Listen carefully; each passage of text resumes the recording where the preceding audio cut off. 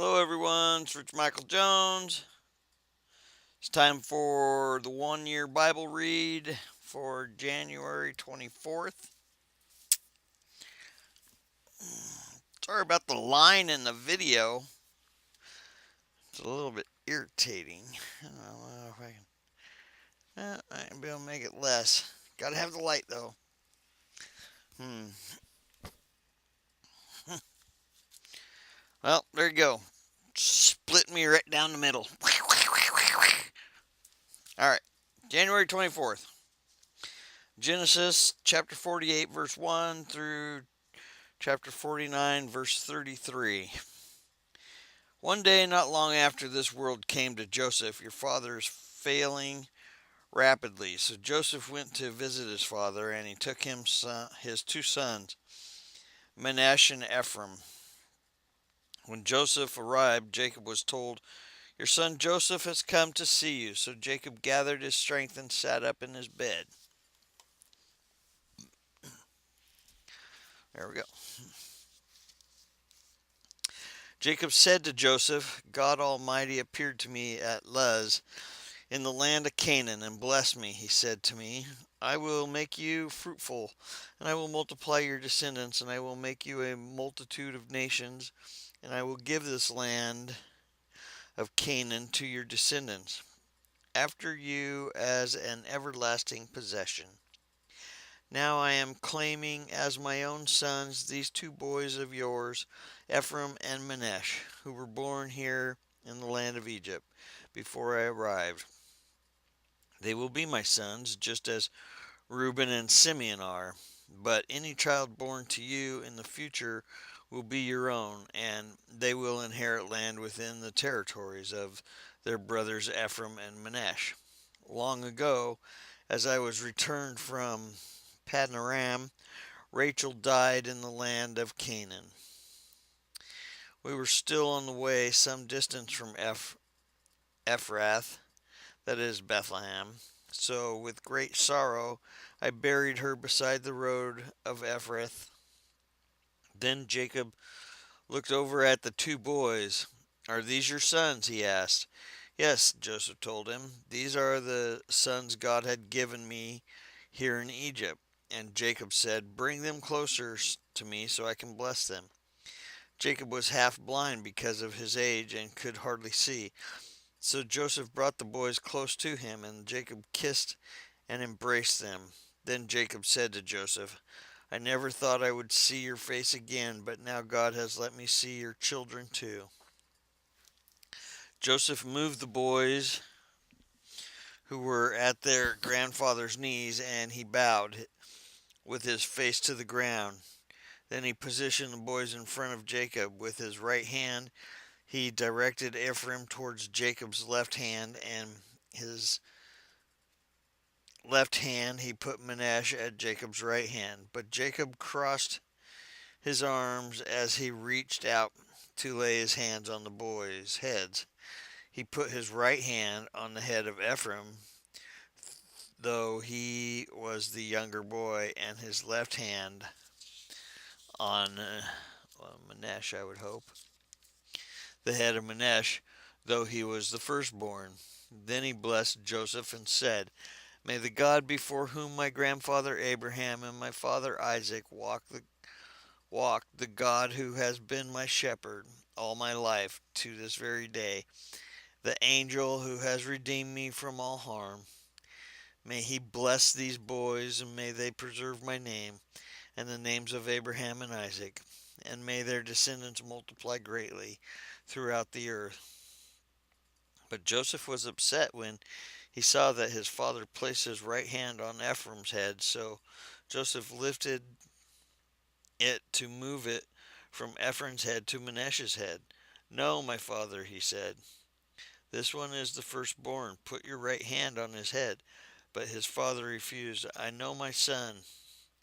I know, he replied. Manasseh will also become a great people, but his younger brother will become even greater, and his descendants will become a multiple of nations. So Jacob blessed the boys that day with his blessing. The people of Israel will use your names When they give a blessing, they will say, May God make you as prosperous as Ephraim and Manasseh.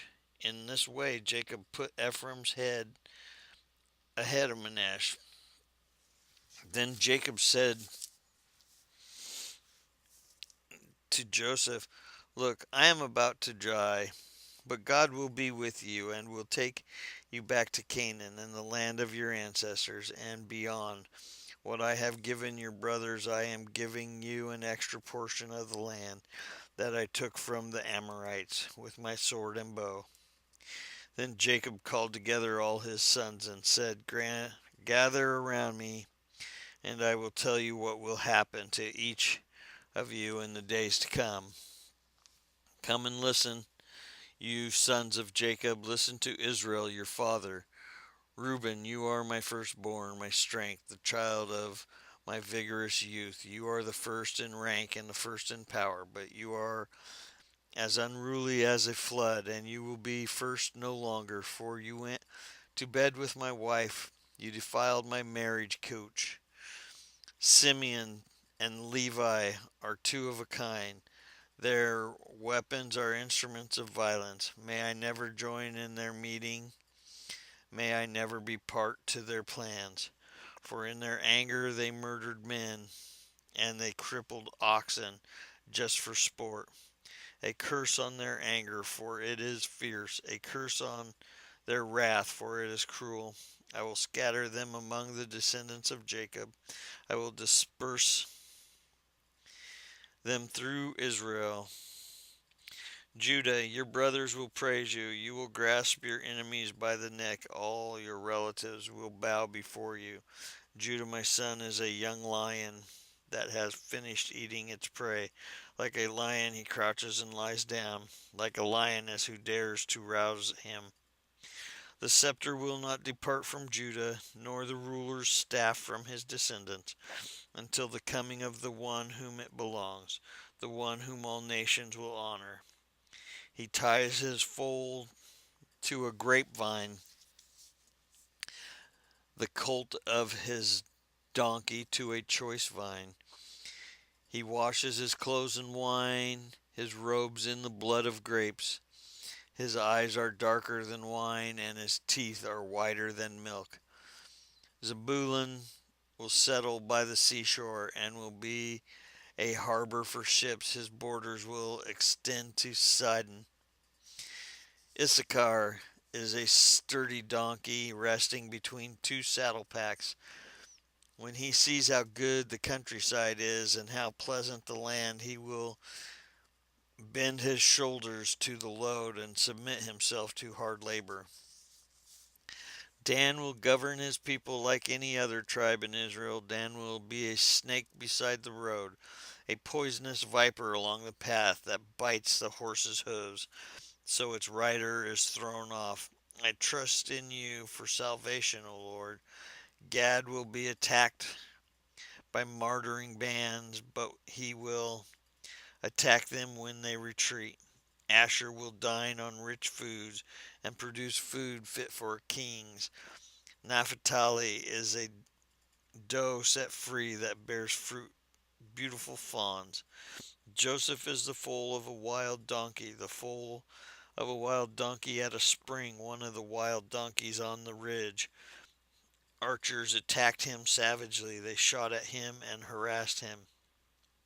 But his bow remained taut, and his arms were strengthened by the hands of the mighty one of Jacob, by the shepherd, the rock of Israel. May the God of your father help you. May the Almighty bless you with the blessings of heaven above, and blessings of the watery depths below, the blessing of the breasts and womb. May the blessing of your father surpass the blessing of the ancient mountains, reaching to the heights of the eternal hills. And may these blessings rest on the head of Joseph, who is a prince among his brothers. Benjamin is a ravenous wolf, devouring his enemies in the morning and dividing his plunder in the evening. These are the 12 tribes of Israel, and this is what their father said as he told his sons goodbye. He blessed each one with an appropriate message. Then Jacob instructed them, "Soon I will die and join my ancestors. Bury me with my father and grandfather in the cave in the field of Ephron the Hittite." This is the cave in the field of Machpelah near Mamre in Canaan that Abraham bought from Ephron the Hittite as a permanent burial site. There, Abraham and his wife Sarah are buried. There, Isaac and his wife Rebekah are buried. And there I buried Leah. It is the plot of land and the cave that my grandfather Abraham bought from the Hittites. When Jacob had finished this charge to his sons, he drew his feet into the bed, breathed his last, and joined his ancestors in death. Well, God bless him. Now, this is the second part. The New Testament is Matthew's chapter 15, verse 29 through chapter 16, verse 12. Jesus returned to the Sea of Galilee and climbed a hill and sat down. A vast crowd brought to him people who were lame, blind, crippled, those who couldn't speak, and many others. They laid there before Jesus, and he healed them all. The crowd was amazed. Those who had been able to speak were talking, the crippled were made well, the lame were walking, and the blind could see again. And they praised the God of Israel. Then Jesus called his disciples and told them, "I feel sorry for these people. They have been here with me for 3 days, and they have nothing left to eat. I don't want to send them away hungry, or they will faint along the way." The disciples replied, "Where would we get enough food here in the wilderness for such a huge crowd?" Jesus asked, "How much bread do you have?" They replied, 7 loaves and a few small fish. So Jesus told all the people to sit down on the ground. Then he took the 7 loaves and the fish, thanked God for them, and broke them into pieces. He gave them to the disciples, who distributed the food to the crowd. They all ate as much as they wanted, and afterward the disciples picked up 7 large baskets of leftover food. There were 4,000 men who were fed that day, in addition to all the women and the children. Then Jesus sent the people home and got into a boat and crossed over to the region of Magadan. One day the Pharisees and Sadducees came to test Jesus, demanding that they show him a miraculous sign from heaven to prove his authority. He replied, "You know the saying, red sky at night means fair weather tomorrow. Red sky in the morning means foul weather all day. You know how to interpret the weather, signs in the sky, but you don't know how to interpret the signs of the times. Only an evil, adulterous generation would demand a miraculous sign, but the only sign I will give them is the sign of the prophet Jonah." Then Jesus left them and went away. Later, after they crossed to the other side of the lake, the disciples discovered they had forgotten to bring any bread. "Watch out," Jesus warned them. "Beware of the yeast of the Pharisees and Sadducees." At this, they began to argue with each other because they hadn't brought any bread. Jesus knew what they were saying, so he said, "You have so little faith. Why are you arguing with each other about having no bread? Don't you understand even yet? Don't you remember the 5,000 I fed with 5 loaves and the baskets of leftovers you picked up? Or the 4,000 I fed with 7 loaves and the large baskets of leftovers you picked up? Why can't you understand that I am not talking about bread? So again I say, beware of the yeast of the Pharisees and Sadducees." Then at last they understood that he wasn't speaking about the yeast in bread, but about the deceptive teaching of the Pharisees and the Sadducees. Then Psalms chapter 20, verse 1 through 9. In times of trouble, may the Lord answer your cry. May the name of the God of Jacob keep you safe from all harm. May he send you help from his sanctuary and strengthen you from Jerusalem. May he remember all your gifts and look favorably on your burnt offerings. May he grant your heart desires and make all your plans succeed. May he shout for joy when we hear of your victory and raise a victory banner in the name of our God. May the Lord answer all your prayers. Now I know that the Lord rescues his anointed king. He will answer him from his holy heaven and rescue him by his great power. Some nations boast of their chariots and horses, but we boast in the name of the Lord our God. Those nations will fall down and collapse, but we will rise up and stand firm.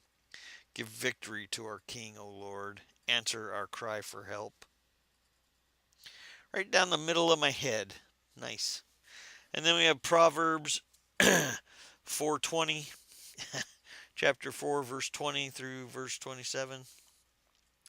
My child, pay attention to what I say. Listen carefully to my words and don't lose sight of them. Let them penetrate deep into your heart, for they bring life to those who find them and healing to those to their whole body. Guard your heart above all else, for it determines the course of your life. Avoid all perverse talk and stay away from corrupt speech. Look straight ahead and fix your eyes on what lies before you. Mark out a straight path for your feet. Stay on the safe path. Don't get sidetracked and keep your feet from following evil. That's January 24th. God bless you. See you tomorrow.